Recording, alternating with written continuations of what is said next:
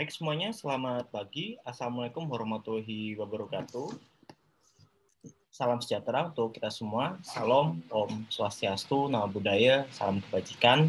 Semoga Bapak, Ibu, adik-adik sekalian dikaruniai kesehatan ya di masa yang penuh tidak kepastian ini.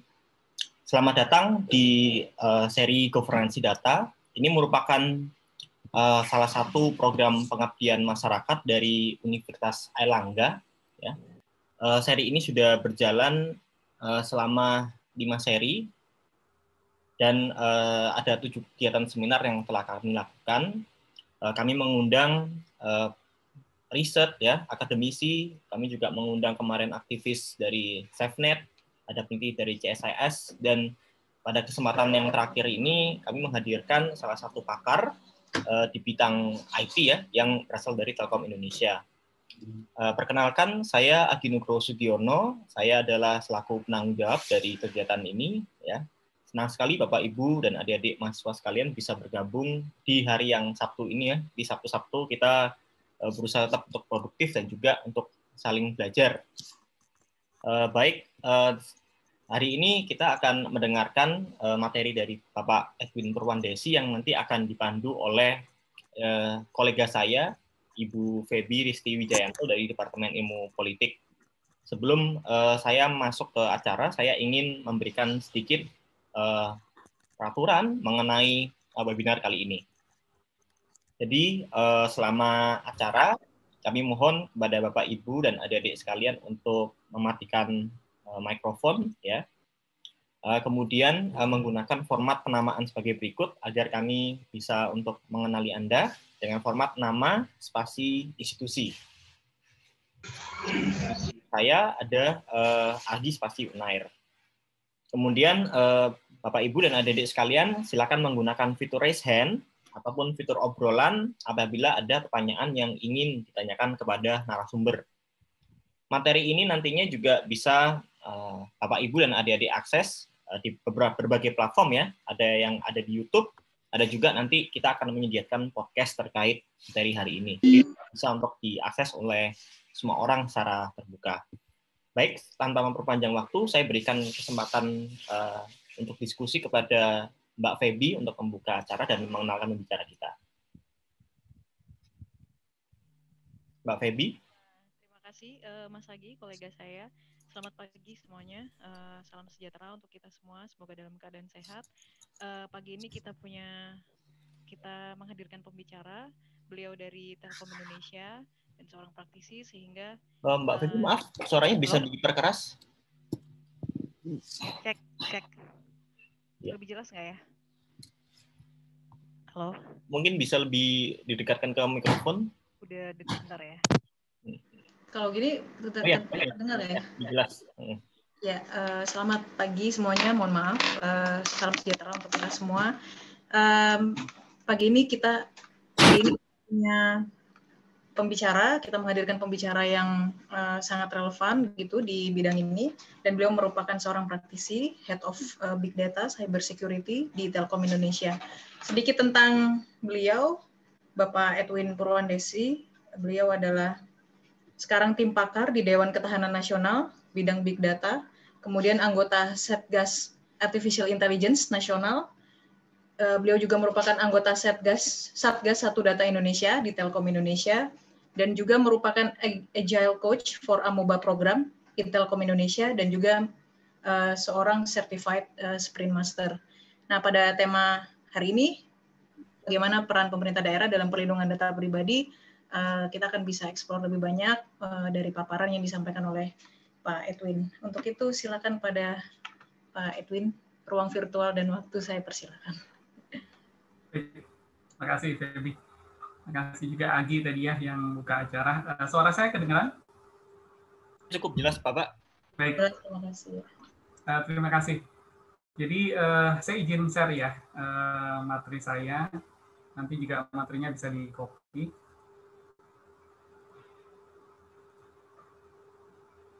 Baik, saya edit sedikit menjadi peran para pihak gitu ya, supaya tidak hanya menjadi perannya pemerintah daerah, supaya rekan-rekan sebagai mahasiswa maupun sebagai umum juga nanti bisa berperan gitu ya. Tapi nanti saya berikan contoh juga di mana ada contoh pemerintah daerah yang sudah mulai berperan gitu ya. Saya lanjutkan. Approach dari materi kita pagi ini saya buat seperti ini. Jadi kita akan lihat atau tinjau dari 3 golden triangle yang sangat terkenal di dunia industri, yaitu proses, people, proses, dan teknologi. Jadi kalau di tengah itu irisannya, kalau mau sukses itu maka kita harus memperhatikan people, proses, dan teknologi. Bicara perlindungan data pribadi, maka salah satu yang paling terkenal adalah satu regulasi, dari namanya juga singkatan kata paling ujungnya memang regulation ya. General Data Protection Regulation, ini biasa disingkat GDPR. Ini adalah regulasinya Uni Eropa gitu ya, dalam mengamankan atau mengelola data pribadi gitu ya. Karena sebenarnya data pribadi di dunia industri itu sudah merupakan hal yang biasa sebenarnya. Karena orang mendaftar untuk sebuah layanan, kemudian orang mengeluh untuk sebuah gangguan, kemudian meminta upgrade sebuah layanan, itu kan pasti data pribadinya disimpannya. Jadi memang menyimpan data pribadi itu sebuah kemestian.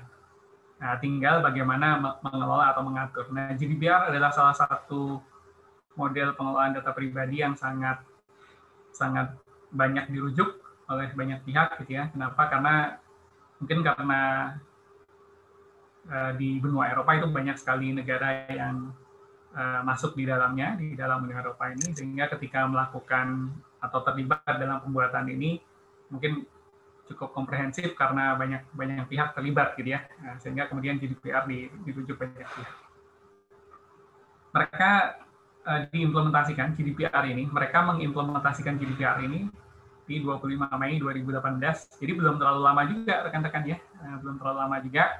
Tadinya mereka menggunakan peraturan masing-masing di negara masing-masing, kemudian GDPR ini adalah usaha untuk menerapkan atau mengimplementasikan peraturan pengelolaan data pribadi secara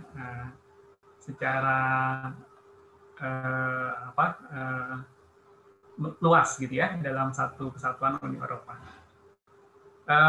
Kemudian ini dibuat oleh resmi negara-negara ya, jadi bukan oleh swasta, jadi oleh negara-negara. Kemudian di masing-masing negara disetujui oleh parlemennya masing-masing. Saya lanjutkan. Nah, sekarang bagaimana tentang komponen-komponennya ya, komponen-komponen data perlindungan data pribadi itu apa saja? Ini adalah salah satu benchmark-nya. Boleh jadi ada satu kawasan atau satu negara yang menerapkan hanya satu, ada yang menerapkan semuanya. Itu kurang lebih kalau dikumpulkan seperti ini ya. Jadi ada apa yang kita sebut non-compliance penalties. Yang nanti detailnya rekan-rekan bisa baca. Mungkin yang paling menarik ya, saya ingin singgung saja yang paling menarik, yaitu sebenarnya kita sebagai customer dari sebuah layanan di mana data kita disimpan oleh provider layanan tersebut, itu berhak untuk mengakses, untuk mengetahui. Nah, nanti saya tunjukkan ada contohnya ya. Dia harus tahu tuh, saya direkam itu datanya apa aja. Itu boleh tahu, itu yang disebut right to access. Nah, kalau dilihat di sini ya. Kemudian ada juga right to be forgotten.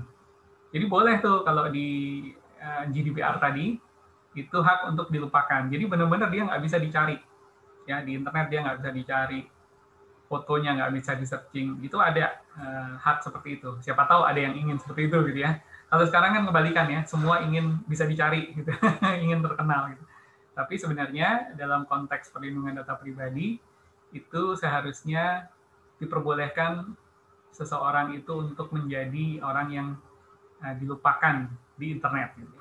Nah, itu disebutnya right to be forgotten. Kemudian mungkin user consent ya. User consent ini nanti ada contoh yang menarik bahwa sebenarnya walaupun user consent ini diberikan, tapi tidak banyak yang menggunakan, gitu ya. User consent itu maksudnya apa? Rekan-rekan itu wajib ditanya ketika datanya mau di-collect. Itu wajib ditanya. Jadi 3 hal ini yang cukup penting, kalau lainnya terkait regulasi ya. Tapi yang 3 ini terkait haknya user untuk pertama, dia wajib ditanya apakah dia mau diambil data pribadinya atau tidak di user consent. Yang kedua, right to access. Sesudah datanya diambil oleh provider, dia harus punya akses terhadap data tersebut untuk melihat dataset yang direkam apa aja ya. Kemudian yang ketiga, right to access. Nah, tapi rekan-rekan harus memaklumi bahwa yang dimaksud dengan hak-hak ini itu adalah hak terhadap data sensitif ya. Maksudnya apa? Disimpan alamatnya, disimpan fotonya, disimpan nomor handphonenya. Itu data-data sensitif miliknya kita sebagai pengguna. Gitu ya. Nah, tapi teman-teman tentu tidak boleh meminta akses, misalnya saya ingin tahu ketika saya menggunakan sebuah layanan, gitu ya, layanan seluler misalnya, saya ada di BTS mana saja, gitu. Itu nggak boleh ya. Itu BTS atau tower seluler itu data miliknya si provider, gitu ya. Jadi harus dipahami bahwa yang boleh diakses itu adalah data-data pribadi si user ya. Itu tadi ya, misalnya direkam namanya, direkam alamatnya, nomor HP-nya, atau mungkin di foto wajahnya dan sebagainya yang seperti itu. Maka 3 hal yang penting di halaman ini adalah customer itu harus ditanya dia mau direkam atau tidak datanya ya. Yang kedua, dia harus punya akses terhadap data yang sudah direkam tadi. Yang ketiga, ini kalau di luar ya, kalau di Indonesia yang 3 ini masih pembahasan karena undang-undangnya belum selesai. Nah, tapi contoh yang ada di luar seperti ini, tentu saja pemberlakuan ini di berbagai kawasan dan negara berbeda. Nanti kita tunggu saja bagaimana progres yang di Indonesia gitu ya. Baik, kemudian, nah, sebenarnya peraturan undang-undang di Indonesia itu nggak kurang, mungkin kebanyakan gitu ya. Semua ada ini, bahkan kurang terintegrasi mungkin ya, sehingga ada peraturan beririsan dan sebagainya. Maka di luar soal sepakat atau tidak sepakat tentang misalnya UU Cipta Kerja kemarin, tapi semangat integrasi undang-undang yang banyak pihak menyatakan istilahnya itu omnibus law itu sebenarnya bagus ya. Mohon jangan dipelesetkan terkait apakah saya setuju atau tidak, tapi semangat mengintegrasikan undang-undang itu seharusnya memang dilakukan. Karena kan kalau melihat ini rumit sekali aturan undang-undangnya ya, dari lahir sampai meninggal. Ini kalau saya kumpulkan seperti ini, jadi aturannya sangat banyak. Ini semua kotak yang saya sebut ini ada aturannya. Gitu, ada aturannya. Jadi sejak lahir ada aturannya. Nah, kenapa sejak lahir aturannya nggak satu aja misalnya? Nah, ini nanti mudah-mudahan teman-teman kita di bapak ibu kita yang bertugas di badan legislasi bisa membuat aturan yang lebih straight to the point dan tidak membingungkan, tidak membingungkan ketika akan diimplementasikan. Gitu ya. Nah, kalau sekarang ini para pihak yang membuat implementasi dari sebuah peraturan itu kadang tabrakan gitu ya. Oh, saya kan mau mengimplementasikan yang ini. Yang satunya bilang, saya mau implementasikan yang ini gitu. Jadi pertanyaannya sebenarnya apakah aturannya cukup gitu ya. Seperti tadi di Eropa, sebelum ada GDPR itu sudah punya aturan juga. Nah, tapi kemudian mereka bersepakat supaya nggak membingungkan, apalagi mereka dalam satu kawasan di Eropa, kita buat yuk satu peraturan baru, mungkin tadi dengan semangat omnibus law gitu ya, dikumpulkan, maka jadilah undang-undang untuk mengamankan data pribadi itu disebutnya GDPR tadi. Saya lanjutkan. Nah, ini kami di Telkom seperti apa mengelolanya. Kami terikat banyak undang-undang ya, tapi ini saya sarikan saja beberapa hal bagaimana urutan Telkom mengelola data customer gitu ya, di mana di dalamnya ada ID pribadi. Jadi kami punya keputusan direksi yang diperbaharui terus. Ini bukan maksudnya baru tahun 2006 ya, sejak Telkom mengelola data customer itu sudah menerapkan aturan yang berlaku pada saat itu, tapi kemudian kita update terus. Nah, ini yang versi terbaru kurang lebih seperti ini. Kami punya kebijakan security-nya, kemudian kami punya kebijakan tata kelola datanya, ya baru 2016 ini bersamaan dengan kami mulai menerapkan big data ya. Kemudian ada standar pengendalian data Telkom Group versi 2.0, ini juga yang terbaru. Gitu. Nah, kemudian kami juga terlibat dalam memberikan review dan masukan terhadap RUU perlindungan data pribadi. Jadi ini yang mirip seperti GDPR tadi itu di Indonesia sedang berlangsung prosesnya ya. Nah, kami selesai memberikan masukan pada bulan Agustus kemarin. Namun mohon maaf karena ini masih proses, kami tidak bisa membeberkan masukannya apa gitu ya. Tapi kurang lebih ini nih, ada di sini nih, di bagian lingkaran ini, di mana kami memberikan masukan terkait dengan data arsitektur manajemennya. Artinya, ingin mencoba mengelola data pribadi dengan benar, tapi data infrastrukturnya jelek, nanti dikumpulkan di situ malah dihack sama orang gitu ya. Jadi kita berikan masukan di data development-nya seperti apa, database integration-nya seperti apa, karena kan ketika orang lahir itu kan data dikelola oleh institusi yang paling dekat ya, dari puskesmasnya, rumah sakitnya, di bawah sebuah Pemda atau Pemkot. Nanti dia berjenjang ke atas. Nah, jadi database operation management, integration, dan sebagainya itu sangat penting. Security-nya seperti apa, data quality-nya seperti apa, jangan sampai datanya tidak lengkap gitu ya. Harusnya ketika lahir yang dikolek datanya ini, tapi yang dikolek hanya sebagian. Gitu. Jadi ini hal-hal yang kami inputkan ke dalam proses permintaan masukan untuk RUU perlindungan data pribadi. Kami sudah sampaikan via Mastel karena PT Telkom berada di bawah komunitas di Mastel. Saya lanjutkan. Nah, sekarang kalau tadi kita banyak bicara, ingat ya, tadi kita pakai pendekatan people, process, teknologi. Nah, tadi beberapa hal yang saya singgung adalah masalah proses. Sekarang kita lari sedikit ke teknologi ya. Ini adalah framework mengelola dan mengoperasikan big data versi yang dikeluarkan oleh NIST ya. NIST itu National Institute for Standard and Technology kalau nggak salah ya. Ini sebuah badan yang membuat standarisasi di Amerika ya, dan masih dirujuk secara internasional. Mudah-mudahan Universitas Airlangga ke depan bisa menjadi seperti ini juga gitu ya. Nah, ini adalah framework dasar ketika mengelola big data. Pertanyaannya tadi kok loncat ya dari mengelola data pribadi ke big data. Nah, sekarang mudah saja menganalogikannya. Indonesia ini 250 juta lebih penduduknya, 260 something ya. Nah, tentu mengelola data sebesar itu sudah nggak bisa pakai Excel misalnya gitu ya, atau pakai database access gitu ya.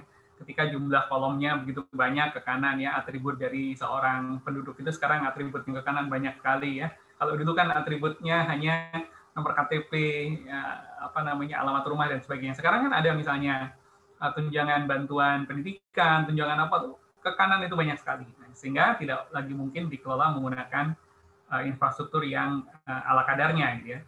Maka kita loncat sekarang nih, kita bicara big data, karena mengelola data Indonesia lah, katakanlah seperti itu, sudah tidak bisa lagi menggunakan database biasa, walaupun di berbagai aspek yang lebih berskala kecil itu masih dimungkinkan.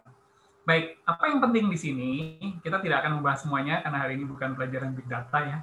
Kita akan membahas ini, bagian yang ada di kanan bawah ya. Jadi, framework NIST ini merekomendasikan bahwa yang namanya big data itu, yang ada di tengah-tengah ini semua, itu harus dikelola dengan salah satu bungkus utamanya adalah security and privacy. Ya. Jadi rekan-rekan, secara teknologi, seharusnya tidak ada asumsi bahwa teknologinya makin canggih, data kita makin tidak aman. Ya, jadi secara standar sebenarnya berkembangnya infrastruktur dan teknologi untuk mengelola data yang dalam gambar ini merujuk kepada big data, itu sebenarnya satu paket dengan yang disebut security and privacy. Gitu ya, jadi bukan hal terpisah. Sehingga harusnya tidak ada asumsi teknologi makin canggih berarti makin tidak secure, makin tidak private. Nanti kita akan lihat problem utamanya sebenarnya di teknologi, di proses atau di people gitu ya. Baik, jadi di gambar ini satu saja yang rekan-rekan harus tangkap. Di kanan bawah ini ada security and privacy, ada manajemen juga. Manajemen ini nanti terkait dengan sistem sama talentnya yang mengelola big data. Jadi tidak mungkin infrastrukturnya makin canggih, tapi talentnya tidak berkembang. Dan ingat, talent di golden triangle yang di depan tadi adalah gambaran dari people. Baik, kita lanjut. Nah, ini ada di detail dokumen yang gambarnya tadi saya cuplik. Ini ada ada sedikit bagian dari jurnal atau dokumen tadi yang saya cuplik di bagian khusus 5.5 ya. Nanti rekan-rekan kalau mau baca sendiri ada di sini nih, NIST Special Publication nomor sekian ini ya. Nah, saya singgung bagian ini karena penting. Di sini menyinggung tentang cryptographic technologies for data transformation ya. Maksudnya begini, ketika data mulai dikelola, apalagi di negara seperti kita ya, terpisah-pisah pulau, terpisah-pisah administratif ya, ada Pemda, Pemkot dan sebagainya, maka tidak mungkin tidak ada data transformation.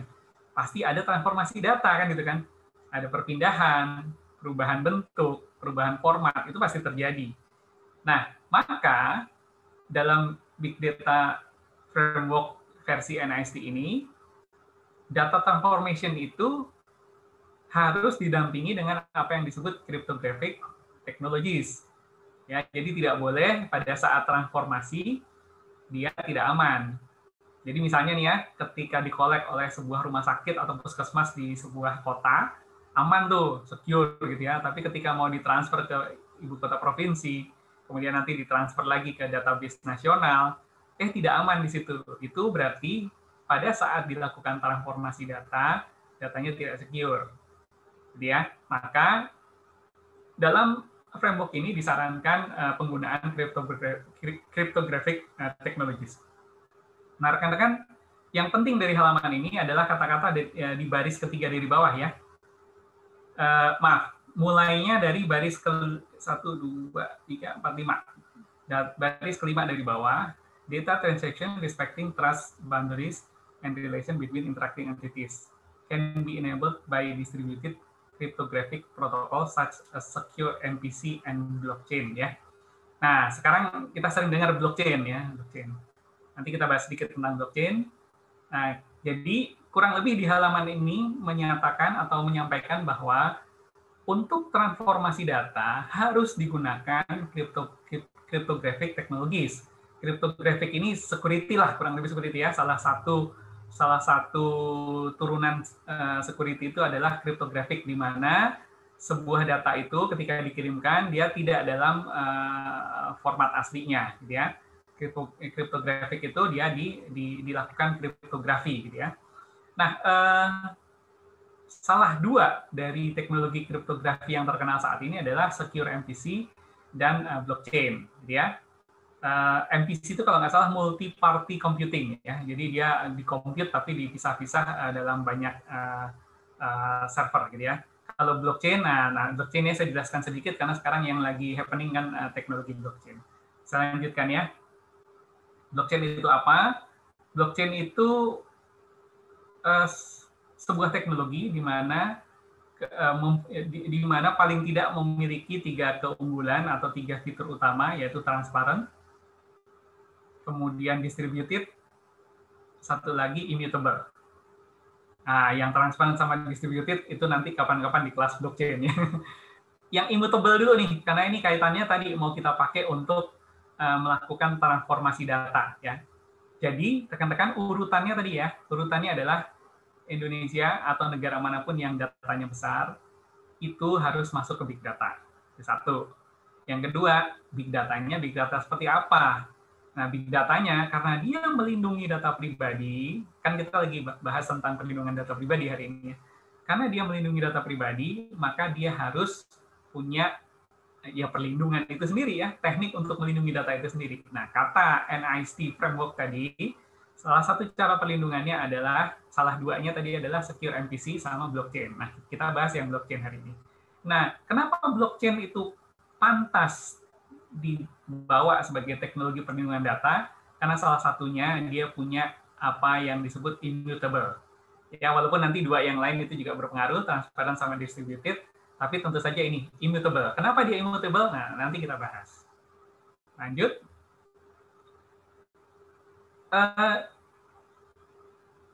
Di masa lalu, orang berpikir bahwa mengamankan data itu yang penting secure. Ya, yang penting secure. Secure itu tidak bisa dihack, orang tidak bisa masuk. Dan itu dulu berjalan. Mungkin karena orang dulu jujur gitu ya, adminnya jujur. Nah, sekarang gimana ceritanya kalau yang ngerubah datanya itu adminnya gitu kan, dia bisa masuk, dia super admin, saya rubah aja gitu kan. Nah, itu yang dulu belum tersolusikan. Nah, tadi fitur immutable dari blockchain, dari teknologi blockchain, itulah yang kemudian melindungi data dari perubahan. Bahkan adminnya sekalipun dia tidak bisa iseng merubah gitu ya. Nah, dari mana? Dari validation scheme yang harus diimplementasikan di blockchain.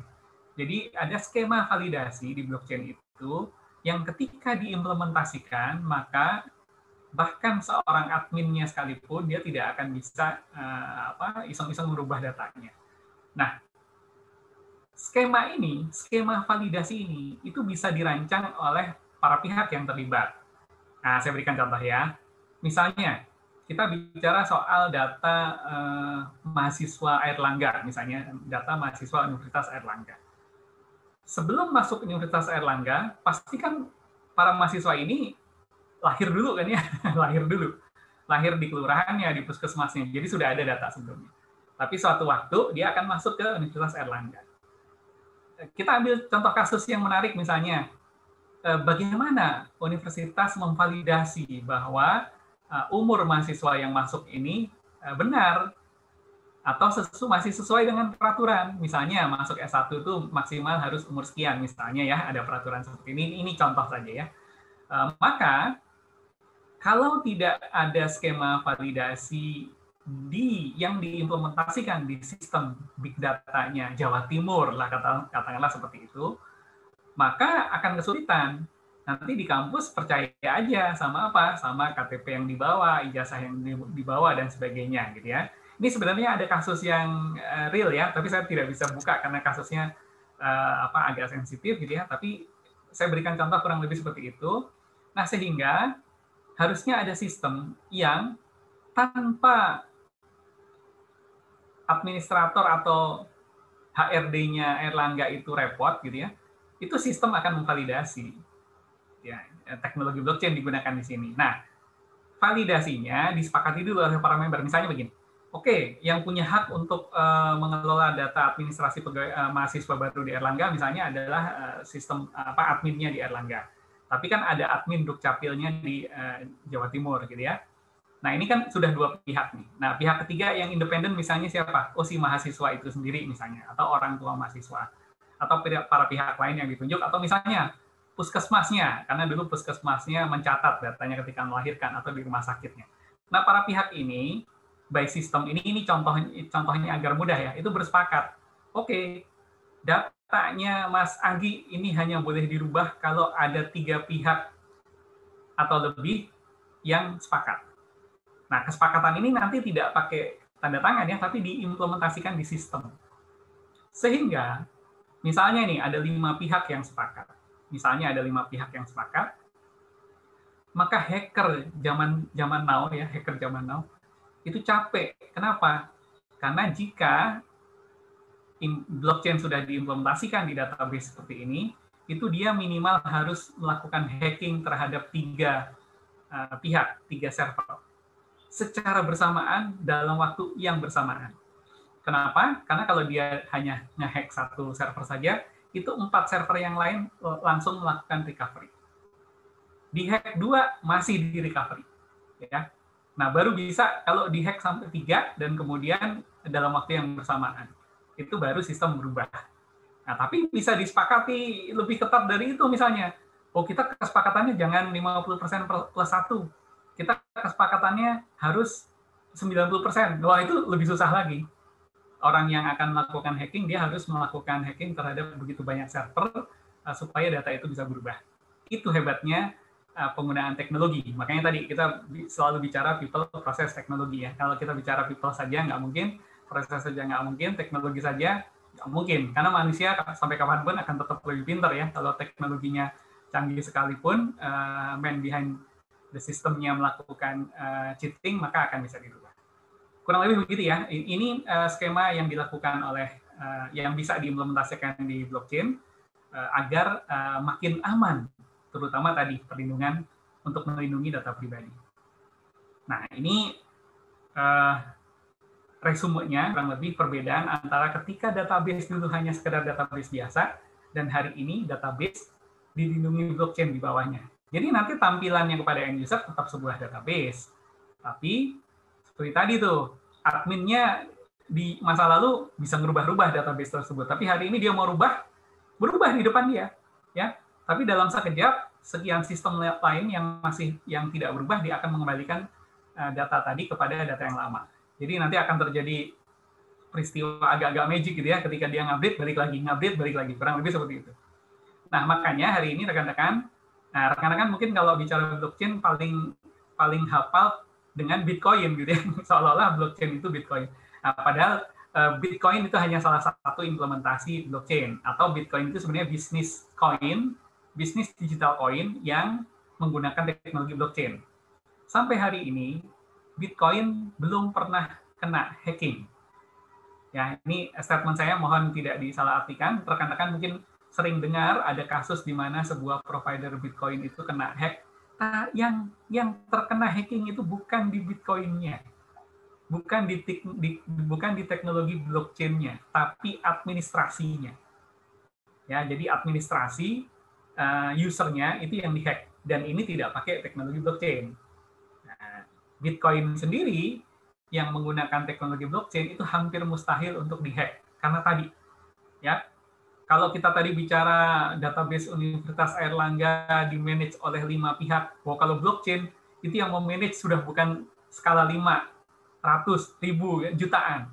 Sehingga kalau mau menghack lebih repot lagi gitu ya. Hampir tidak mungkin teknologi blockchain yang saat ini digunakan untuk bisnis Bitcoin itu dihack karena jutaan pihak sudah terlibat di situ. Saya lanjutkan. Nah, ke depan blockchain akan digunakan untuk apa?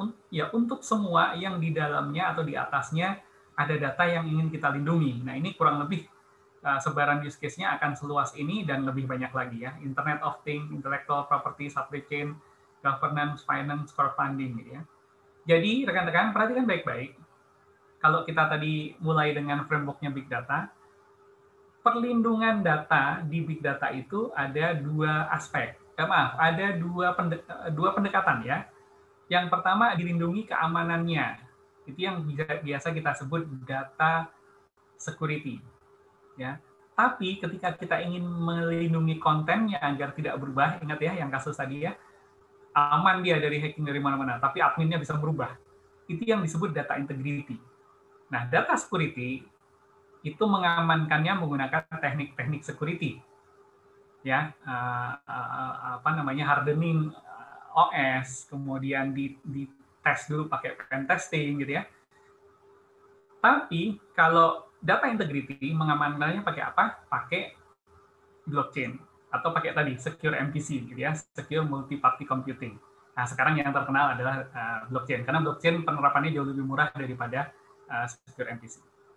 Saya lanjutkan. Nah, ini gambarannya kira-kira. Kami di Telkom kebetulan sedang bekerja sama dengan Badan Wakaf Indonesia untuk membangun aplikasi wakaf yang dilindungi dengan blockchain. Nah, kenapa diterapkan di wakaf?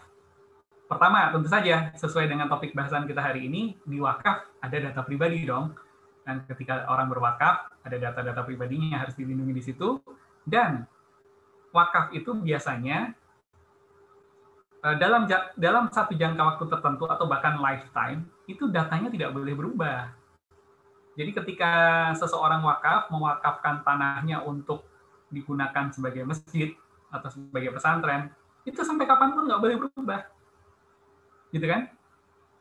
Nanti bahkan generasi si pemberi wakafnya mungkin sudah ganti sekian kali, nggak boleh berubah. Karena wakaf begitu.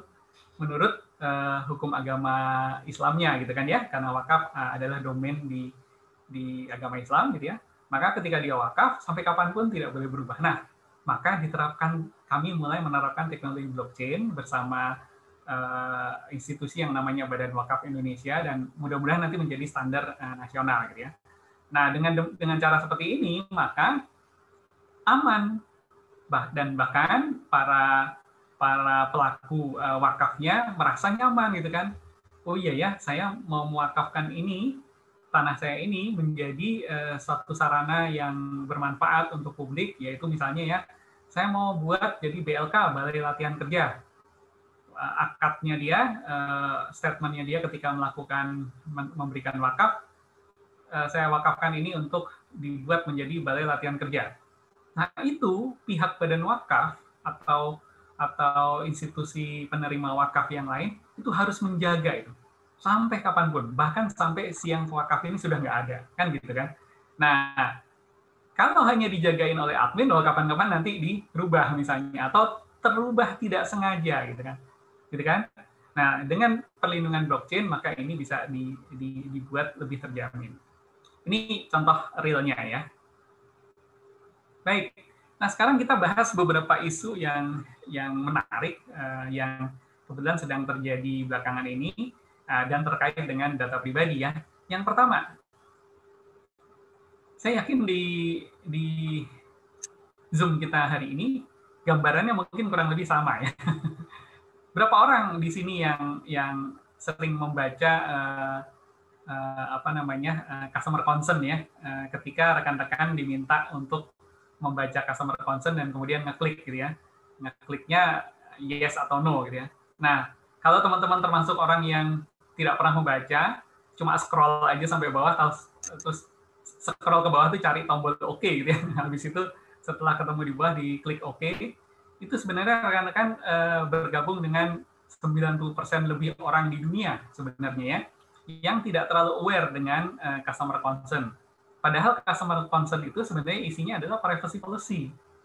Ya, privacy policy yang dibuat bukan oleh rekan-rekan ya, oleh provider. Tapi rekan-rekan ditanya, buru-buru baca. Gitu ya, biasanya di-scroll aja kemudian di OK. Nah, itu jumlahnya 90%. Di Amerika, di Australia, ini yang saya capture ini adalah contoh-contoh bahwa 90% orang lebih di dunia itu tidak pernah membaca ketika sebuah peraturan tentang privacy Anda, privasi rekan-rekan, itu disodorkan. Ibaratnya rekan-rekan disodori kontrak, nggak dibaca tanda tangan. Gitu. Nah, kenapa ini penting rekan-rekan? Karena ini yang kemudian banyak melahirkan peristiwa-peristiwa yang terkait dengan data pribadi. Nah, kita suka kemana-mana protes, wah itu provider nggak jaga data, pemilik acara tertentu nggak jaga data, gitu ya. Tapi ternyata kita harus lihat bahwa salah satu isu terbesar dari banyak berseliwerannya data-data kita itu dimulai dari sini. Ingat kasus terakhir, kasusnya Muslim Pro, gitu ya. Kasusnya Muslim Pro, walaupun di situ Muslim Pro boleh jadi bukan pelaku utamanya ya, dia kan punya pihak ketiga yang katanya melakukan itu. Tapi kalau kita pelajari, Muslim Pro itu ternyata memang sudah bertanya bahwa datanya itu kapan-kapan akan dikelola oleh pihak ketiga, dan kita ikut setuju di situ. Nah, kita ikut setuju ya, sebagian dari kita ikut setuju di situ, dan kemudian baru merasakan kesetujuan kita yang kurang tepat tadi itu pada saat nanti ada kasus gitu. Oke, jadi kurang lebih seperti ini, rekan-rekan. Maka mulailah berhati-hati kalau rekan-rekan menginstall aplikasi, ditanya setuju nggak kalau kami akses data ini ya, terutama kalau install aplikasi Android atau iOS ya, itu kan ditanya seperti itu. Hati-hati rekan-rekan, kenapa? Karena itu adalah awal dari sebenarnya rekan-rekan memasrahkan data pribadinya kepada pihak ketiga, gitu ya. Baik. Nah sekarang ini ada istilah yang sekarang juga umum yang disebut data detox. Nah kita ke kanan dulu nih. Nah coba rekan-rekan di handphonenya masing-masing atau di laptop, kalau sedang pegang laptop ya, dalam posisi sedang login Google, atau tidak sedang login juga nggak apa-apa, nanti login belakangan, itu coba ketik myactivity.google.com. Ya, jangan-jangan rekan-rekan selama ini sudah men-share datanya ya. Nah, ini kalau versi saya off semua. Tapi bagaimana rekan-rekan? Itu mungkin on semua atau mungkin on sebagian. Dan ini kalau nanti di scroll lagi ke bawah itu kelihatan, ya pernah ke koordinat mana saja, gitu ya, pernah mengunjungi daerah mana saja, kapan ada waktunya, itu ada semua, Nah, ini kan artinya apa? Artinya boleh jadi rekan-rekan sangat ketat ketika misalnya di Indonesia berlangganan sesuatu, ya entah ke Telkom, entah ke provider yang lain, gitu ya. Oh, data saya harus dilindungi gini-gini ya. Tapi ternyata teman-teman sebenarnya menyebarkan juga data rekan-rekan ke pihak ketiga dan rekan-rekan nggak tahu gitu. Ingat ya tadi di depan itu sebenarnya rekan-rekan punya akses, boleh punya akses untuk mengetahui yang sudah direkam apa. Nah, Google cukup baik nih ya, memberikan akses, silahkan ini yang kami rekam loh. Rekan-rekan Bapak Ibu sebagai pelanggan kami silahkan melihat gitu kata Google ya di sini. Gitu ya. Dan kalau kita mau di sini bisa kita hapus ya, data history kita bisa kita hapus. Tapi seberapa banyak yang tahu dan aware tentang ini? Sebagaimana orang 90% tidak aware tentang ini, maka saya yakin 90% itu orang tidak menghapus datanya, gitu ya. Datanya ada di sini. Nah, kalau suatu saat saya beritahu hal simple saja yang membuat data rekan-rekan bisa beralih kepada orang, sedang buka halaman ini di share komputer, misalnya di kantor atau di mana gitu ya. Nah, kemudian lupa nutup Google-nya. Kan sering lupa logout Google-nya. Nah, pengguna komputer berikutnya itu bisa dengan leluasa melihat datanya rekan-rekan. Ya. Nah, terkait dengan ini ada satu istilah yang namanya data detox. Ini dikampanyekan oleh Mozilla ya. Mozilla adalah pembuat software, salah satu yang terkenal adalah Firefox ya, sama-sama browser ya. Nah, Mozilla itu menawarkan suatu teknik namanya data detox yang menghapus data-data seperti ini. Ya. Kenapa? Karena kan tidak banyak yang aware tadi ya, ngecek di myactivity.google.com terus melihat datanya ada nggak, ngapus gimana caranya. Nah, data detox ini adalah cara yang lebih mudah, muncul dalam sebuah bentuk aplikasi atau web gitu ya, tinggal di clear nanti dihapus semua data-data kita yang bertebaran di mana-mana gitu ya. Mungkin belakangan ini rekan-rekan sering disodori cookies recording consent ya, nanti ditanya oke atau not oke. Nah, cookies itu juga salah satu jalan data pribadi kita untuk berpindah kepada orang lain. Jadi hati-hati ketika mau mengokekan sebuah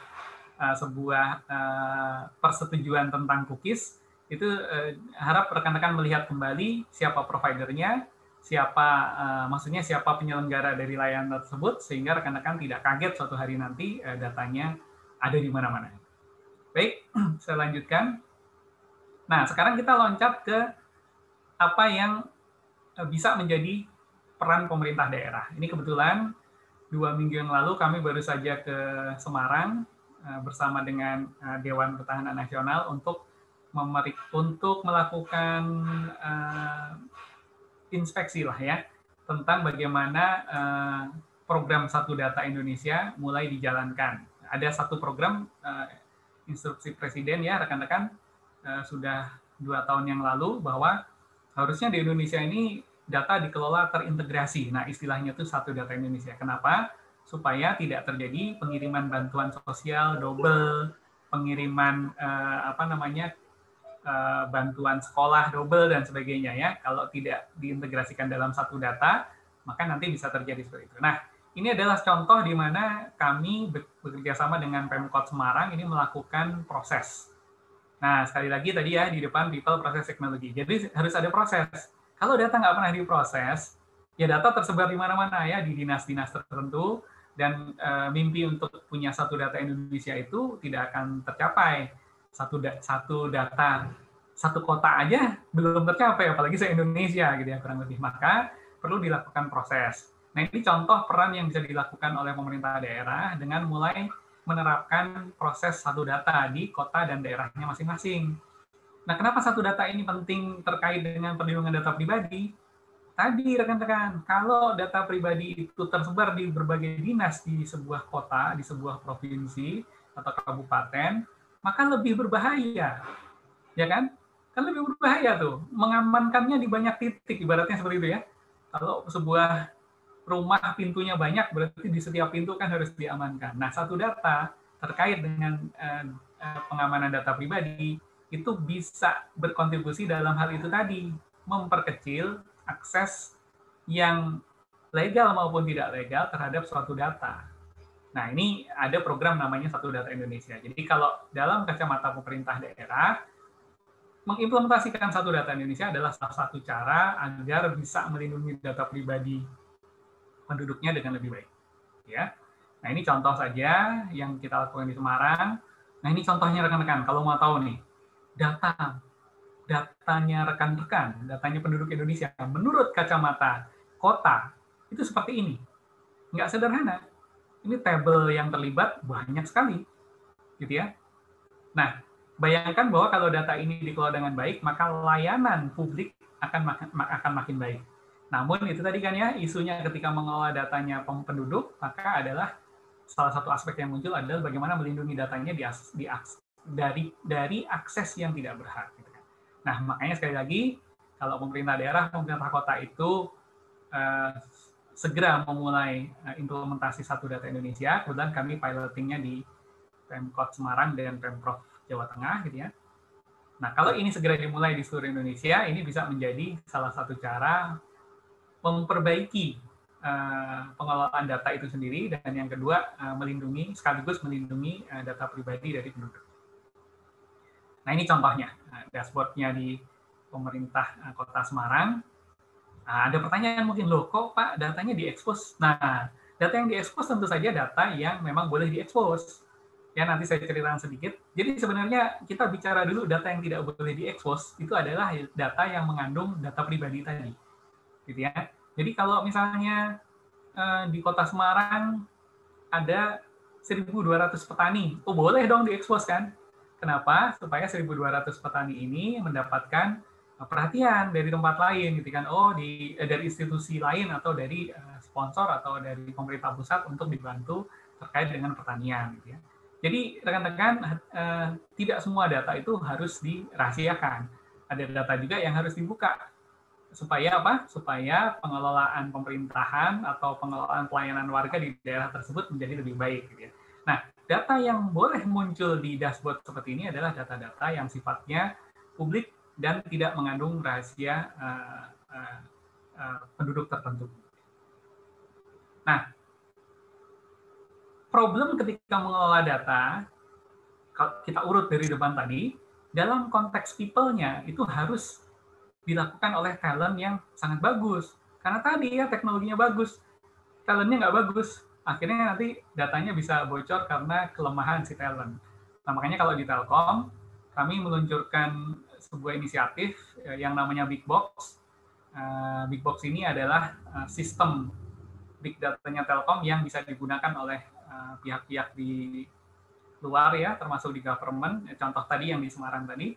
Nah, kami nggak main-main ya, ketika kita meluncurkan inisiatif Big Box ini, dia harus internasional atau world class level. Gitu ya. Nah, Big Box ini menang di penghargaan di internasional. Ini tanggung jawab kami ketika kami misalnya, ayo pemerintah daerah, bareng-bareng kita kelola datanya dengan lebih baik, kita sukseskan program Satu Data Indonesia dengan tetap melindungi data customer. Oh, tidak bisa main-main, harus dilakukan oleh world class talent kan gitu. Nah ini kurang lebih seperti ini. Ini gambaran bahwa nanti siapapun yang akan menjadi pelaku dari pengelolaan data pribadi harus world class talent, national talent lah minimal gitu ya, supaya mengelola datanya meyakinkan gitu ya, penduduk merasa aman. Oh ya, saya dikelola oleh pemerintah kota, pemerintah daerah yang talentnya bagus. Dan itu mungkin kok, itu sangat mungkin dengan jumlah penduduk kita yang begitu besar, harusnya mencari talent itu bukan hal yang susah. Nah, sekarang kita geser sedikit ke aspek cyber security ya, karena sudah capek-capek mengelola data, tetap ada pihak ketiga yang ingin melakukan hacking. Nah, sama seperti tadi di pengelolaan big data, di pengelolaan cyber security ada standarnya juga yang dirilis oleh NIST ya. Tapi ini standar untuk cyber security. Nah, 5 hal yang selalu terjadi di sekeliling cyber security itu adalah pertama identify. Sejak awal ketika mengimplementasikan misalnya ya database untuk penduduk sebuah kota di Surabaya misalnya ya, nanti konsultannya misalnya dari Universitas Airlangga gitu ya, maka dari sejak awal harus bisa mengidentifikasi ini asetnya yang terkait apa saja. Oh, ada 5 server database, oh ada 6 server admin dan sebagainya, itu identify. Risk-nya diidentifikasi juga, ada resiko nih, dihack dari sini, bocor ke sini dan sebagainya. Nah, selalu begitu ya. Cyber Security Framework dari NIST ini selalu memulai dengan identifikasi, kemudian sesudah diidentifikasi, di-protect, kemudian di-detect, di-monitoring. Ada hacking nggak ya? Ada ciri, ada tanda-tanda mau di-hack nggak ya? Ada bug baru nggak ya keluar di internasional? Nah, ada security hole baru nggak ya yang dirilis oleh pihak-pihak tertentu sehingga kita bisa update patches-nya untuk server dan sebagainya. Nah, kalau sudah kejadian, nanti ada 2 action yang harus dilakukan, merespon dengan cepat, kemudian merecover. Nah, ini framework yang harus dipahami siapapun orang yang mengelola data pribadinya orang. Nah, jadi kalau nggak punya hal-hal seperti ini tadi, jangan berani-berani mengelola data pribadi siapapun gitu ya, karena nanti hanya akan menjadi security hole baru, menjadi tempat baru untuk orang mengambil data pribadi, ya. Lanjut. Nah, ini contoh ketika kami kemarin memberikan solusi untuk salah satu institusi militer di negara kita. Nanti identify, protect, detect, response, recover-nya ini bisa berbeda-beda rekan-rekan. Ya, ini kan framework umumnya. Ya, nah, yang di sini adalah framework khusus pada kasus militeri. Pada kasus pemerintah kota tadi, mungkin tadi tuh yang harus concern dilindungi adalah data pribadi dari penduduk misalnya. Data-data yang sensitif ya, data ID, data kesehatan dan sebagainya itu kan sensitif dan merupakan hak pribadinya dari si penduduk gitu ya. Nah, kurang lebih seperti itu ya. Jadi selalu menggunakan framework proses. Ya, tadi golden triangle yang di depan tadi, ketika kita disiplin menggunakan framework itu kita sedang berdisiplin menggunakan pendekatan proses. Nah, 2 yang lain, people, teknologi ya. Tadi ya, proses, people, teknologi. Prosesnya dipahami dengan baik, teknologinya dibangun atau diimplementasikan, kemudian talent-nya juga diperkuat. Nah, ini contohnya. Untuk talent cyber security, kalau mau serius seperti ini, nah, saya kira di kampus mungkin salah satu yang bisa dibuat program khusus, sehingga pada saat nanti rekan-rekan lulus dari kampus, berkontribusi di pemerintah daerah, itu nanti bisa bantu membangun itu tadi, membangun sistem yang bisa mengamankan data pribadi penduduk, lewat apa? Lewat kemampuan talent cyber security. Gitu ya. Jadi ini semua hal yang sangat berkaitan gitu ya. Kenapa rekan-rekan di kampus perlu aware, makanya tadi saya ganti judulnya peran para pihak untuk pengamanan data pribadi. Kenapa? Karena nanti yang mengisi tempat di pemerintah daerah kan rekan-rekan juga gitu ya. Bekerja sama dengan provider, bekerja sama dengan teknologi vendor dan sebagainya. Nah, ini contoh di Telkom. Tadi kan contoh big data ya. Contoh bagaimana kami menyiapkan atau bagaimana kelasnya provider big data di Telkom, tadi world class talent. Kenapa dapat penghargaan dari regional, tidak hanya dari dalam negeri, dari regional sampai Asia Pasifik. Nah, ini contohnya di cybersecurity. Talent-talent kami itu adalah talent-talent yang ikut membantu implementasi cybersecurity global. Ini talent kami tercatat di dokumentasinya Apple. Kenapa? Ikut membantu menemukan bug-nya Apple. Nah, jadi nanti kalau sudah pinter di dunia cybersecurity itu maupun di dunia yang lain, nah, tidak cuma mengambil peran secara bisnis ya. Nah, kalau ini nih peran gratis nih, tapi kita bantu. Kenapa? Supaya security secara umum di dunia ini membaik. Jadi nggak harus selalu ini berupa bisnis. Nah, ini kita ikut bantuin Apple menemukan bug-nya mereka. Kenapa? Karena nanti kan Apple dipakai juga oleh penduduk Indonesia. Kalau dia tidak secure, kemudian kita biarkan, nanti bawa security hole ke Indonesia kan berbahaya. Nah, seperti itu ya. Jadi ketika kita mampu melakukan kontribusi, mampu membuat kontribusi kepada penanganan data pribadi tadi ya, baik secara institusi, secara personal, secara community dan sebagainya, itu bisa kita lakukan. Saya kira itu materi saya hari ini, dan mudah-mudahan nanti bisa dielaborasi banyak di diskusi. Saya kembalikan kepada Feby, terima kasih. Terima kasih Bang Edwin untuk paparannya, menarik ya tadi, bagaimana ada framework tentang cyber security juga, kemudian bagaimana relasi antara pemerintah pusat dan daerah.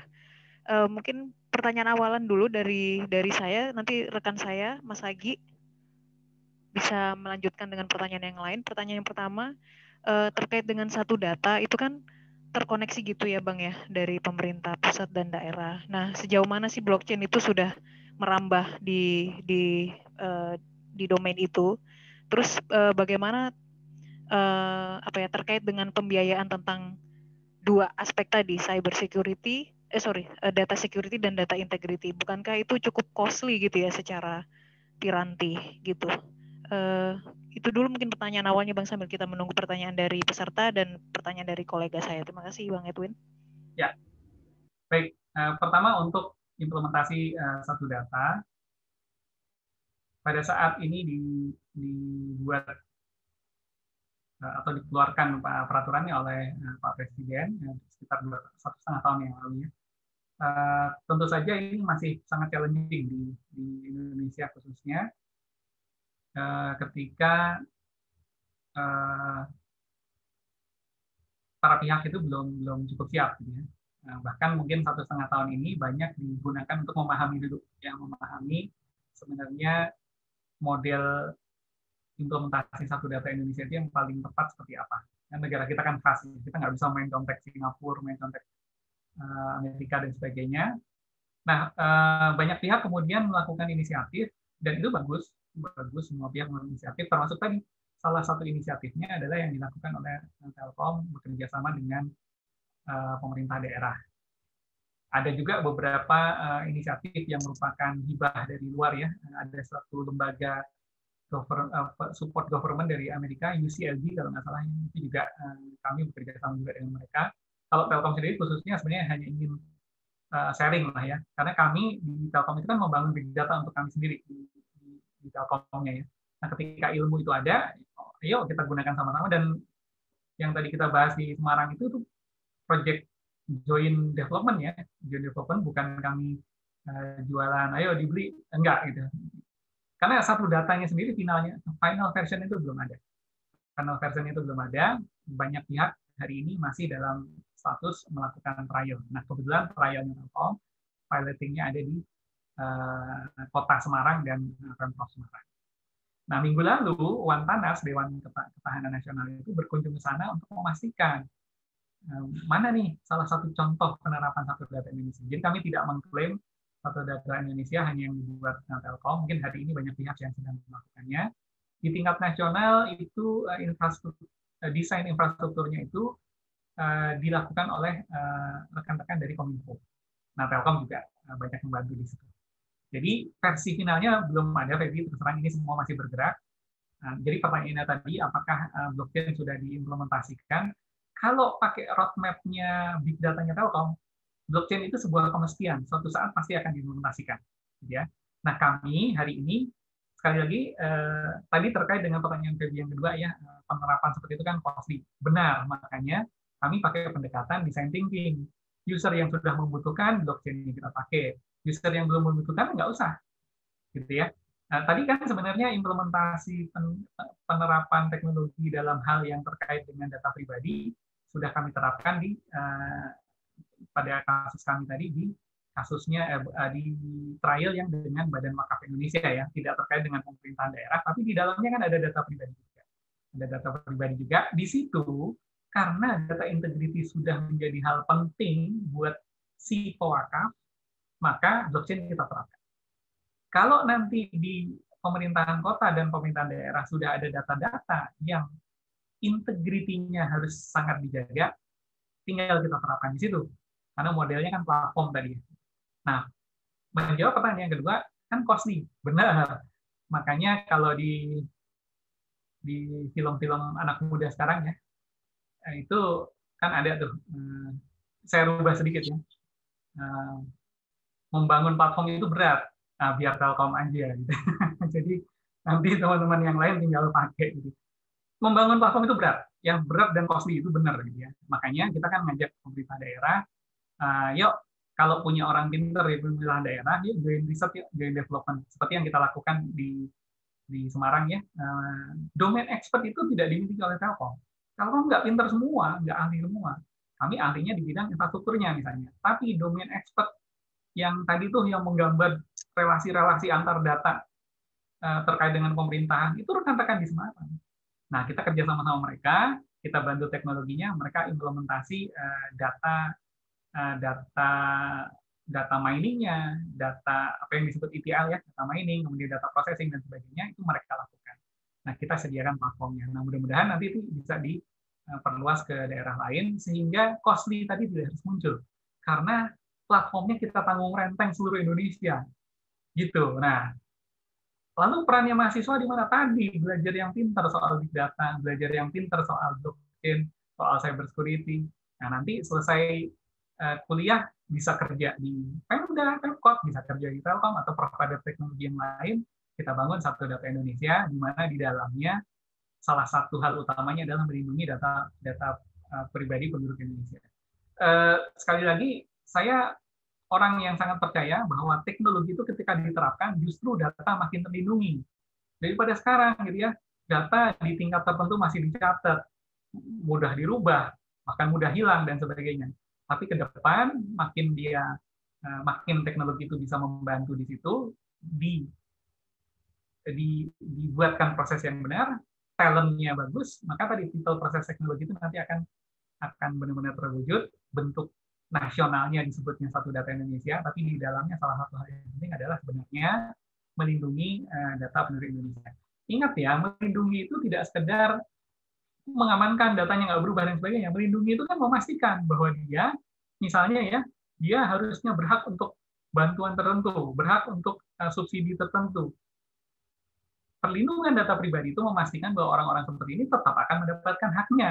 Jadi harap di-expand pemahaman kita tentang perlindungan data pribadi itu tidak sekedar bahwa datanya tidak bisa diakses dan sebagainya, tidak bisa diakses dengan tidak berhak ya, tapi juga melindungi integritinya tadi. Orang-orang dengan data-data bahwa dia berhak A, B, C, D, E tetap harus berhak.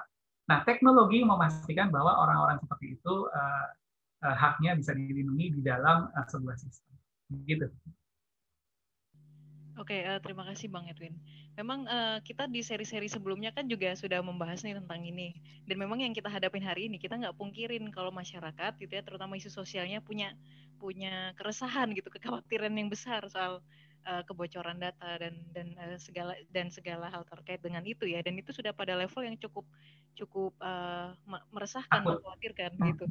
Nah, kemarin kita juga ada tuh yang tentang kekerasan juga gitu ya di cyber karena kebocoran tadi juga gitu. Terus mungkin kolega saya ini kayaknya dari tadi udah mau ada pertanyaan Mas Agi tentang satu data karena beliau kemarin punya pengalaman bekerja dengan satu data. Silakan Mas Agi. Ya, terima kasih Mbak Feby. Ini juga selagi menunggu ya adik-adik pertanyaan, barangkali ada pertanyaan silakan raise hand atau mengisi di fitur chat. Nah, saya ada pertanyaan Pak Edwin. kan di PAN-RB itu ada inisiatif ya, satu departemen, satu inovasi. Jadi memang ada sebuah kewajiban yang dilakukan pemerintah daerah agar membuat inovasi di instansinya masing-masing. Nah ini biasanya yang menurut pengalaman saya dulu sebelum menjadi dosen kan sempat di KSP juga dengan Deputi 1 mengurusi satu data dulu waktu draft perpresnya itu belum ada, sekarang kan udah disahkan ya. Nah itu seringkali kami melihat bahwa pemerintah di daerah tuh seringkali berlomba-lomba untuk bikin app, mungkin untuk bikin inovasi, bikin website dan sebagainya yang mungkin ini nggak sejalan dengan satu data. Karena mereka kan kalau bikin app kan berarti kan tempat penyimpanan, desain ya, itu kan mungkin bisa berbeda-beda Pak Edwin. Nah itu kira-kira ke depannya akan seperti apa, mengingat juga masih banyak kasus-kasus yang belakangan ini muncul ke media. Jadi misalkan kemarin ada seorang ibu di Surabaya yang dia tuh harus sampai ke Jakarta ya untuk mengurus akte kematian, mungkin juga Pak Edwin sempat dengar ya. Nah, itu padahal di kota yang sangat ngeklaim ya seringkali jargonnya adalah smart city Surabaya, tetapi sampai membuat seorang warga negara menurut saya cukup dizolimi juga ya, sudah tertimpa musibah, anaknya meninggal, sampai dia harus kadar mengurus akte kematian agar bisa keluar dari instansi pemerintah. Kira-kira pandangannya seperti apa, Edwin? Ya baik, yang bagian terakhir dulu ya tentang case yang seorang ibu waktu itu sampai harus mengurus di Jakarta. Sebenarnya kalau dikembalikan, lihatlah tadi ya Golden Triangle tadi. Ketika people proses teknologi tidak diimplementasikan dalam kadar yang tepat, maka terjadi seperti tadi. Itu kan teknologinya sudah nggak masalah. Karena pada akhirnya kan ketika sudah sampai, ini yang saya baca di korannya, ketika sudah sampai Jakarta, ditelepon ke Surabaya, ternyata sudah jadi dan langsung di print gitu juga. Berarti kan lebih banyak ke problem talentnya. Ya, teknologinya sudah oke, prosesnya sudah oke, ternyata talentnya yang bermasalah. Kemudian mungkin saya singgung juga yang kasusnya Telkom sendiri ya, Telkomsel ya. Nah, pada saat belum lama ada kebocoran datanya selebgram apa tweetgram ya pokoknya orang yang ngetop di sosial media lah. Pada waktu itu dipahami itu adalah kebocoran data, padahal yang terjadi kan bukan kebocoran data, itu talent juga tuh, dia sebagai admin yang memang bisa mengakses data karena memang kewenangannya bisa mengakses data, tapi tidak berdisiplin, makanya kemudian dia diproses dalam konteks pelanggaran personal sebagai pekerja, bukan kebocoran data. Nah, jadi sekali lagi 3 hal ini tadi memang harus diimplementasikan dengan baik. Ya, kalau tidak 3 ini diimplementasikan dengan kadar yang pas, masing-masing dia akan melukai salah satunya, gitu. Nah, makanya teknologi ke depan itu makin berusaha menggantikan intervensi manusia di tempat yang tidak tepat. Ingat ya, di tempat yang tepat intervensi manusia sangat dibutuhkan masih ya.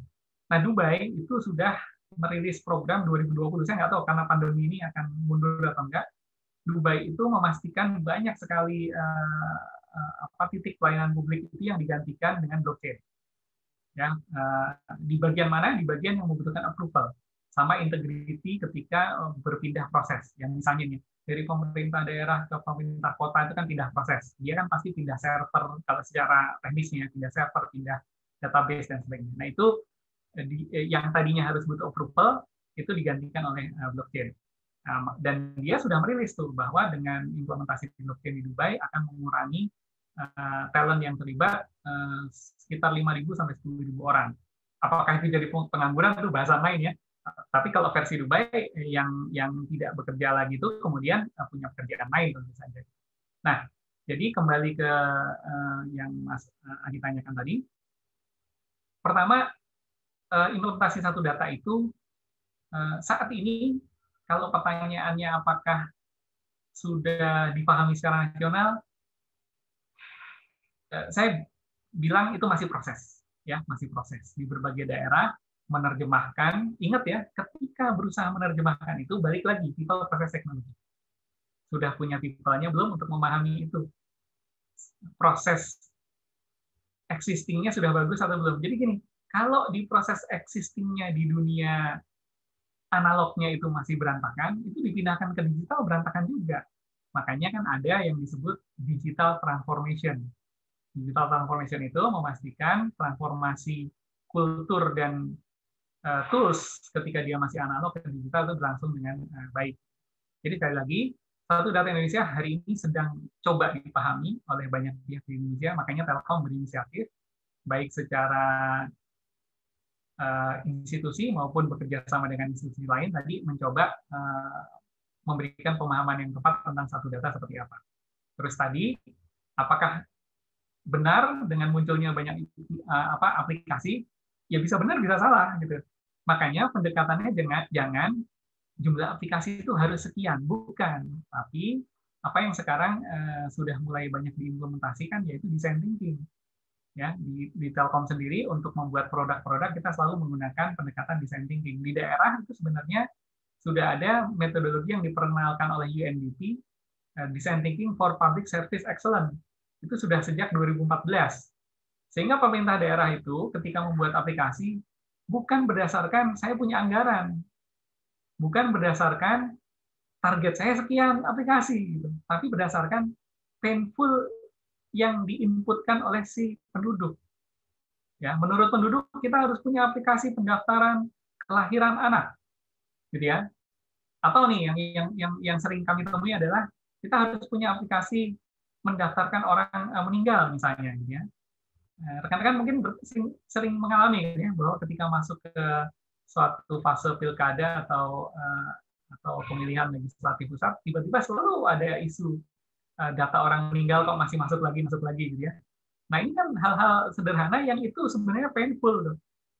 Kenapa painful? Ya selalu mengganggu kan setiap mau pilkada. Berarti itu sebenarnya painful dari penduduk, entah itu di sebuah kota tertentu atau provinsi atau negara gitu ya. Nah maka aplikasi untuk mengupdate orang meninggal itu harus dibuat, atau kalaupun sekarang sudah ada berarti harus diperbaiki.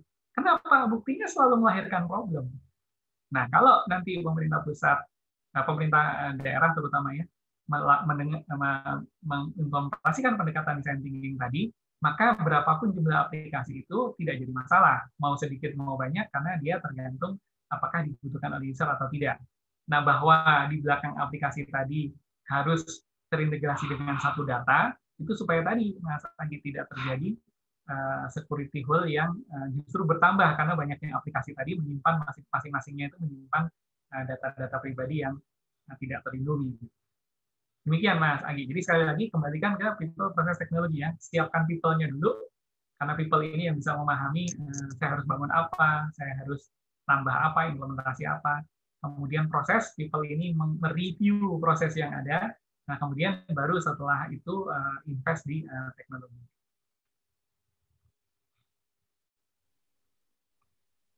Ya, terima kasih Pak Edwin atas jawabannya ya. Masih menunggu juga pertanyaan dari teman-teman. Mungkin ini pada malu-malu Pak. Biasanya kalau orang baru malu anak-anak ini. Nah ini pertanyaan mungkin lebih ini Pak ya terkait SDM ya. Saya dan Feby ini kan di rumpun ilmu sosial ya.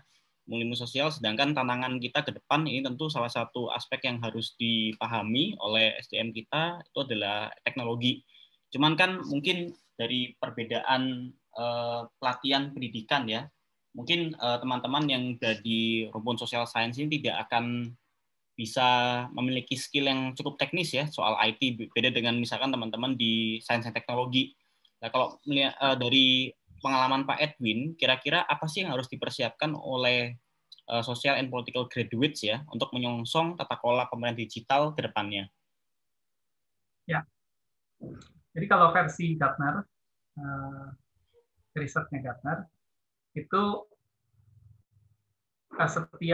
dalam setiap fase investasi baru di sebuah institusi ya, entah itu bisnis institusi atau business institution atau government institution, itu dalam setiap tahapan investasi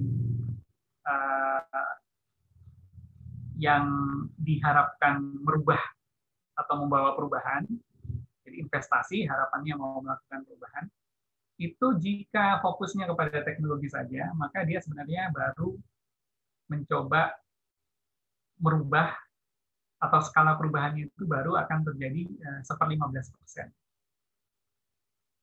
Kalau dia setiap kali berpikir perubahan yang dia fokuskan hanya investasi teknologi. Nah, kalau menurut Gartner, baru kalau didampingi dengan investasi talent, maka terjadi perubahan 15 kali lipat. Jadi kalau teknologi dan talent itu diinvestasi secara bersamaan, dia akan mendapatkan 15 kali lipat perubahan ketimbang hanya di teknologi. Nah, kaitannya tadi dengan spesifik pertanyaan di teman-teman di ilmu sosial seperti apa gitu ya. Sebenarnya tadi itu yang saya sebut ya, di design thinking. Design thinking ini nggak perlu basic apa-apa. Maksudnya nggak perlu basic khusus bidang teknis gitu ya. Rekan-rekan kalau pernah baca Donald Norman ya, bukunya Donald Norman, Design for Everyday Things ya kalau nggak salah. Donald Norman ini Chief of Designer-nya Apple ya, yang pertama. Kalau rekan-rekan hari ini pakai iPhone, pakai Mac dan sebagainya, itu kerja kerasnya dia. Kenapa Apple terkenal sebagai device tanpa manual gitu ya? Itu karena experience-nya diperhatikan benar. Nah, ahlinya adalah Pak Donald Norman ini. Nah, Pak Donald Norman ini menjadi rujukan, boleh dibilang bapak desainer dunia. Gitu ya. Nah, turunan itu sangat banyak. Nah, salah satu ilmu yang hari ini dipakai secara masif adalah design thinking. Maksudnya apa? Berpikirlah seperti orang yang mendesain. Gitu ya. Nah, saya tarik hal simpel, kalau rekan-rekan mau mendesain rumah, itu kan pasti memikirkan, ini rumah nanti ditinggali orang. Rumah itu kenapa harus ada pintunya? Iya, karena ada orang setiap kali keluar masuk. Kenapa harus ada jendelanya? Iya, supaya ada udara segar bisa masuk. Kenapa harus ada kamar-kamarnya? Iya, karena terpisah antara orang tua dengan anak-anak, dengan asisten rumah tangga, dan sebagainya. Nah, pola pikir desain itu yang kemudian dibakukan atau dibuatkan sebuah handbook, design for everyday things, gitu ya. Jadi, hal-hal sehari-hari itu sebenarnya jika didesain dengan baik, itu hidup menjadi lebih baik. Nah, rekan-rekan di ilmu-ilmu sosial bisa sangat berperan di bidang ini. Di bidang yang seperti saya sampaikan tadi, UNDP sudah mengeluarkan report piloting-nya mereka. Sayangnya Indonesia tidak termasuk yang di piloting, gitu ya. Ada kota-kota di Amerika Selatan, ada kota-kota di Afrika, dan sebagainya. Mereka sudah mempraktekkan itu. Kalau reportnya dirilis 2014, berarti implementasinya kan sebelumnya. Nah, mereka sudah implementasi jauh sebelumnya, dan hasilnya adalah kota-kota yang menggunakan konsep atau framework design thinking, itu implementasi pelayanan publiknya menjadi jauh lebih baik. Nah, maka yang secara sederhana itu tadi ya, kalau penduduknya sedang butuh A, jangan buat B. Nah, jika tidak digunakan pendekatan design thinking, pasti ketemunya akan beda terus. Kebutuhan usernya B, yang disiapkan C, dan sebagainya. Nah, itu ilmu-ilmu seperti itu, ilmu-ilmu design thinking tadi dan turunannya, itu tidak perlu basic IT. Ya, tidak perlu basic IT, malah mungkin akan sangat bisa dipahami dengan mudah itu oleh orang-orang yang empatinya itu tinggi. Nah, ini kan teman-teman sosial biasanya empatinya sangat bagus. Nah, itu justru bisa ngelihat di situ. Bisa ngelihat di situ. Dan Indonesia menurut saya dalam situasi sangat butuh itu ya. Sangat butuh itu karena kita di berbagai tempat masih dikenali sebagai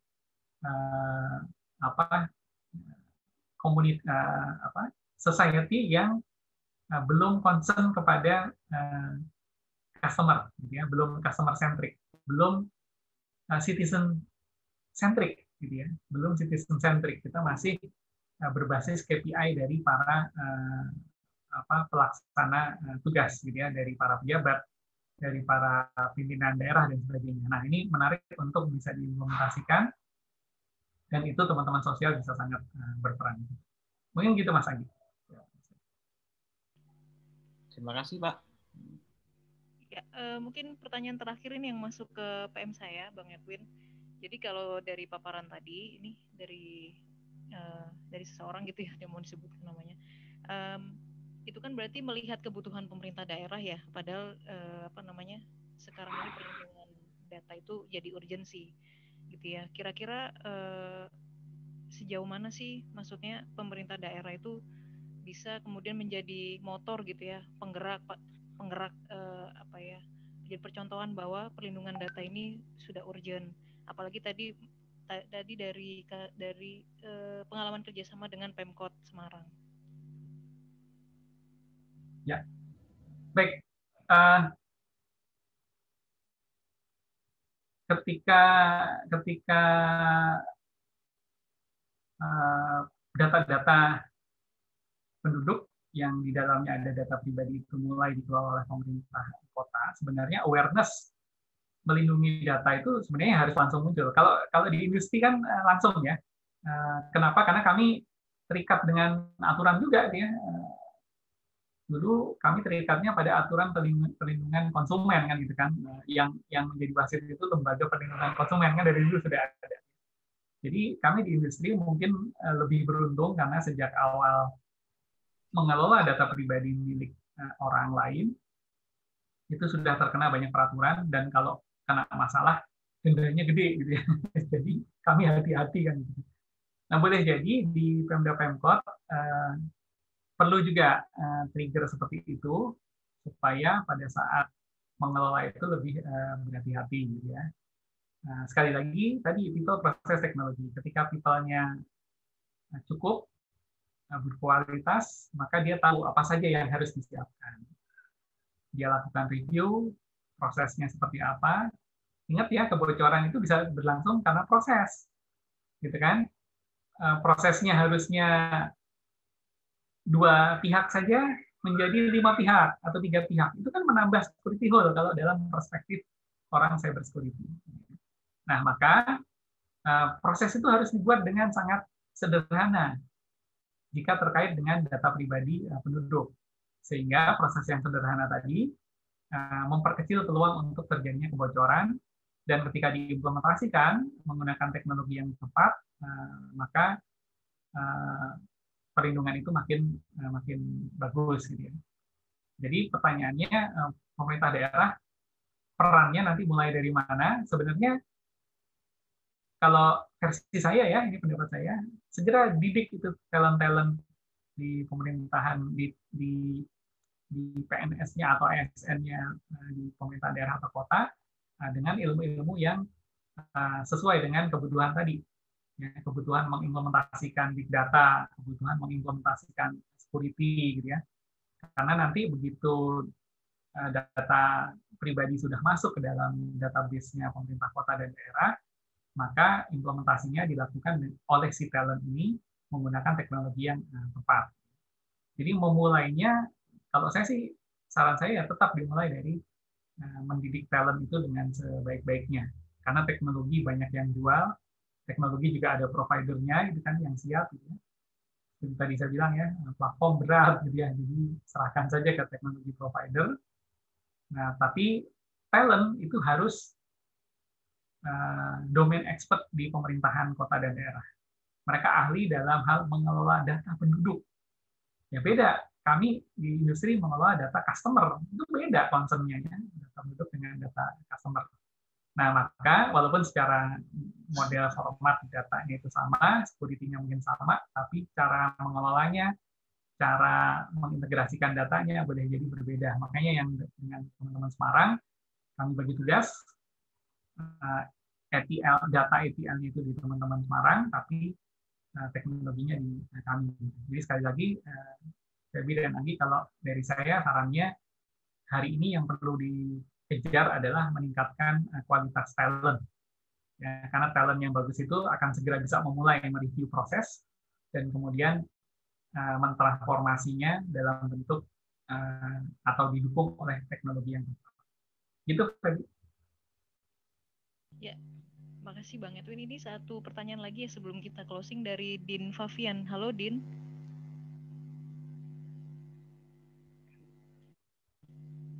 Belum merespon. Oke, mungkin ini dari Siska Puspitasari mungkin ya. Satu pertanyaan sebelum closing. Oke, saya baca langsung aja ya. Satu data, ada yang turun menjadi masalah yaitu jangkauan jaringan. Oke, pertama, saya baru minggu lalu kedatangan tamu dari Bintuni. Ya, Bintuni. Mudah-mudahan di mahasiswa Airlangga atau mahasiswi Airlangga ada yang dari sana ya. Bintuni adalah salah satu kabupaten di Papua Barat, 7 jam dari Manokwari ya kalau nggak salah. Ada di Teluk gitu ya, kalau di gambar Irian itu, di gambar Papua itu di mulutnya burung itu, kepala burung itu ada bagian Teluk Bintuni, kabupaten terkaya di Indonesia. Nah, kenapa saya cerita ini? Karena pada saat ngobrol-ngobrol dengan mereka, saya cross-check dengan tim kami, tim Telkom di sana, itu untuk sekelas Bintuni itu, maksudnya kabupaten di Papua yang mungkin menurut perasaan kita, pasti infrastruktur dan sebagainya kurang bagus. Nah, ini kita kita apresiasi pemerintah saat ini yang concern dengan infrastruktur. Jadi saya juga kemarin sempat mengira bahwa di sana infrastruktur jelek, tapi ternyata sudah ada optik 10 giga ke Bintuni, bahkan akan ditambah menjadi 20 giga. Dan rekan-rekan, proyek Palaparing itu yang akan selesai juga kurang lebih 2-3 tahun ini, itu memastikan bahwa speed internet di Indonesia Timur tidak ada bedanya dengan di Indonesia Tengah maupun Barat. Jadi saya kira dalam 5 tahun ke depan, ya, hampir semua ibu kota kabupaten itu sudah tidak ada masalah dengan akses data. Ya. Jadi pertanyaan pertama, apakah ada problem dengan infrastruktur dalam konteks mengintegrasikan dari setiap pemerintah daerah? Ini pertanyaan dari Siska ini. Harusnya enggak ya, harusnya enggak. Kita doakan terus selesai semua. Karena tadi saya ngambil contoh Bintuni aja yang cukup jauh di sana, mereka sendiri masih menyebutnya kami ini ada di frontier area, Pak. Gitu ya. Frontier area kan maksudnya kita gitu ya, pelosok gitu. Ternyata sudah masuk 10 giga di sana internet, dan speed-nya akan segera sama dengan speed di tengah dan di daerah. Kalau masih ada yang belum, nah kami salah satu yang bertugas untuk menyelesaikan itu, Telkom state-owned company, BUMN, yang ditugaskan salah satunya untuk membangun. Makanya di Telkom kami serius, ada anak perusahaan khusus untuk menggelar fiber optik ke seluruh Indonesia, gitu ya. Namanya Telkom Access. Ya. Kalau teman-teman pernah dengar, itu tugasnya cuma bangun optik ke seluruh Indonesia. Nah, mudah-mudahan problem infrastruktur bisa diselesaikan.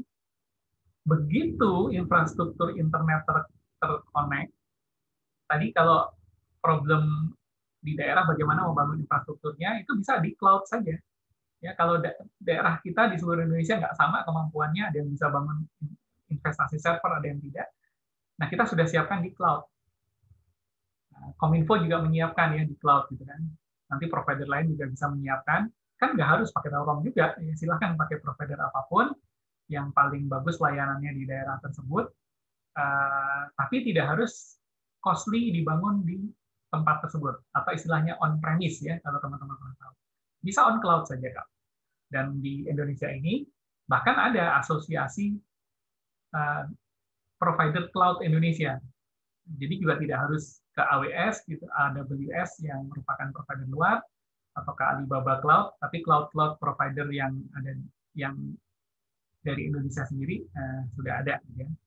Jadi bagian terakhirnya ini saya jawab bahwa pengembangan atau pembangunan jaringan ke seluruh Indonesia terus berlangsung. Sekarang jauh lebih mudah. Kenapa? Karena infrastruktur jalannya juga makin banyak dibangun, dan setiap kali membangun jalan, ya, rekan-rekan mungkin sering dengarnya jalan tol Trans Jawa, ya kemarin baru diresmikan jalan tol Trans Sumatera sampai kemana gitu ya, nanti akan sampai ke Aceh gitu. Nah itu sebenarnya setiap membangun jalan itu di samping kiri kanannya itu optik sedang digelar. Jadi bersamaan membangun jalan dengan membangun infrastruktur data seluruh Indonesia. Nah, mudah-mudahan ini nanti membantu segera terimplementasinya satu data tadi. Memang tidak mudah rekan-rekan, ini Indonesia soalnya. Kita nggak bisa selalu bilang di Eropa kok begini. Iya, mereka nggak ada lautnya gitu ya. Singapura kok begini, ya Singapura 500.000 orang gitu. Jadi doakan saja bahwa mengimplementasikan hal-hal besar yang oleh negara lain sudah terjadi di kita belum, kita hanya terus harus berpikir positif dan maju lah gitu ya. Nah, yang jelek-jelek pasti ada, tapi itu bukan hal untuk menguras energi kita. Nah, rekan-rekan yang masih di kampus, belajar yang pinter. Belajar yang pinter, ngerti big data, ngerti cyber security, ngerti design thinking tadi, nah nanti segera berperan begitu lulus. Ini ada tambahan satu lagi, boleh saya jawab? Ya, Mbak silakan Febi? Bang Edwin, satu pertanyaan lagi. Dari Din Fabian ya, perihal kebijakan perlindungan data di level daerah, apakah saat ini sudah ada penyelenggara yang telah membuat kebijakan? Oke. Ya, memang betul. Ini kan masih proses ya, masih proses dan masih direncanakan masuk di Prolegnas 2021. Tapi kan ada peraturan-peraturan lainnya yang sudah bisa diimplementasikan sama seperti tadi di Eropa ya, sebelum ada GDPR di setiap daerah kan, di setiap negara kan sudah ada peraturan dan itu bisa diterapkan. Nah, hari ini pun di Telkom kan kami pakai peraturan-peraturan yang ada ya, perlindungan data konsumen dan sebagainya. Nah, di pemerintah daerah itu bisa menggunakan tadi tuh yang saya susun panjang tadi ya, data ketika lahir bagaimana. Jadi sebenarnya peraturannya sudah ada, tapi memang tadi masih terpecah-pecah, kadang-kadang masih beririsan gitu ya. Nah, ini kan ceritanya atau masih menggunakan nama lain gitu ya, sehingga seolah-olah tidak melindungi data pribadi, padahal sebenarnya itu sudah melindungi. Nah, namun kita akan membuat yang komprehensif yang disebut peraturan perlindungan data pribadi tadi ya, dengan melihat bahwa ternyata di GDPR di Eropa itu jauh lebih bagus ketika diintegrasikan. Jadi rekan-rekan, apakah pemerintah daerah memberlakukan? Ya harusnya sudah ya dengan hal-hal yang sudah ada sekarang gitu ya, peraturan-peraturan yang sudah ada sekarang, baik itu nanti ditambahi dengan peraturan daerah, apakah perwal, peraturan wali kota atau perbuk gitu ya, peraturan bupati dan sebagainya, itu bisa dilakukan. Seperti Semarang itu membuat meluncurkan beberapa peraturan wali kota untuk menambah kuat aturan pengelolaan data penduduk, terutama ada data pribadinya. Memang tidak semua peraturan itu menyebut tentang data pribadi, karena ada yang menggunakan istilah-istilah yang lama ya, data konsumen, data penduduk, data atau menyebut subjeknya langsung data KTP, data kelahiran dan sebagainya seperti itu. Nah, makanya kita menyiapkan yang PDP nasional tadi, perlindungan data pribadi nasional, itu supaya peraturan yang tadi masih tersebar, tadi ya, yang di slide saya buat tadi, dari sejak lahir sampai meninggal tadi banyak banget, itu bisa dibuatkan dalam satu peraturan yang terintegrasi, mudah dipahami, dan mudah diimplementasikan. Begitu jawaban saya. Terima kasih. Baik, kalau gitu terima kasih banyak Bang Edwin untuk paparannya. Kalau sesi kita selesai hari ini, maka saya kembalikan ke ini ya, ke Mas Agi. Silakan.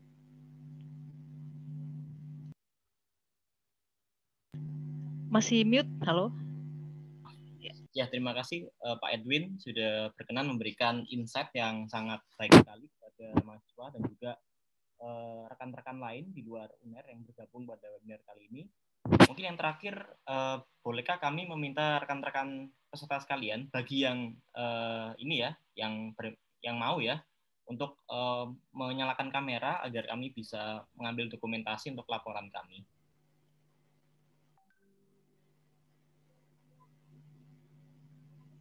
Oke, berapa sudah ada ya? Saya ambil gambarnya dalam 5, 4, 3, 2, 1. Oke, demikian webinar kali ini ya, soal semua peran ya, banyak peran untuk meningkatkan perlindungan data pribadi. Nanti terkait materinya bisa dilihat di YouTube kembali, maupun nanti kami juga akan menyediakan satu podcast yang bisa didengarkan di gawai rekan-rekan sekalian. Terima kasih sudah berkenan hadir Pak Edwin, Mbak Febi, rekan-rekan sekalian. Kita berjumpa lagi pada sesi berikutnya. Assalamualaikum warahmatullahi wabarakatuh. Waalaikumsalam. Saya izin untuk membuarkan ruangan ya.